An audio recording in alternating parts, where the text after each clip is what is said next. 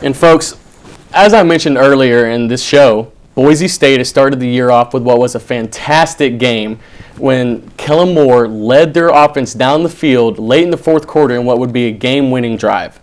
Virginia Tech looked like a very solid team as well, which is exactly what Boise needed.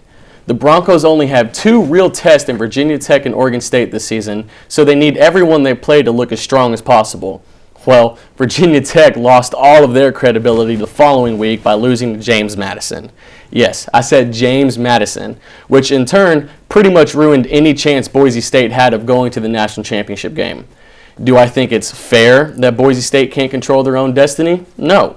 Do I think it's fair that they are stuck in a weak non-BCS conference? No. But I feel like I'm beating a dead horse here. College football needs a playoff system. That way, when Boise State gets clobbered by an Alabama or a Texas or an Ohio State, all of this nonsense can get put to rest. And speaking of putting nonsense to rest, more speculation about the Pac-10 and its expansion has come out. But it was quickly cemented into plans because Colorado has now said that they will leave the Big 12 for the Pac-10 following this 2010 season. Many thought that the Buffaloes would wait until the 2012 season, but that is now no longer true. I guess it's good news for the Buffaloes, though, because instead of getting stomped by the likes of Texas, Oklahoma, and Nebraska, they can now get stomped by the likes of USC and Oregon, and we'll just leave it at those two.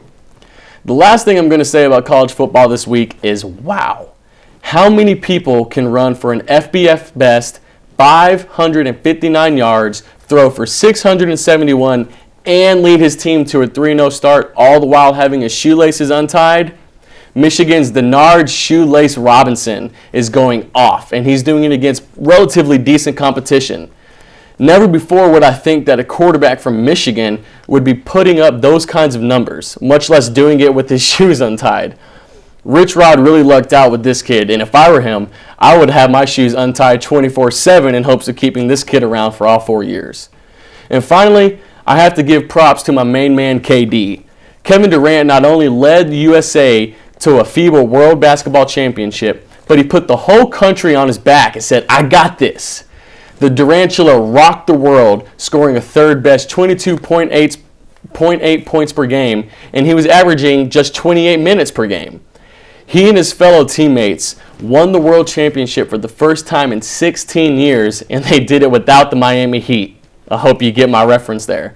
So all I have to say is look out, world, because it's going to be a scary day when Kobe, D-Wade, LeBron, KD, and Dwight Howard all step onto the court together in London in 2012. Well, thanks for tuning in. For all the guys here on Texas Nation, I'm Grant Levenson, and we hope to see you back next week.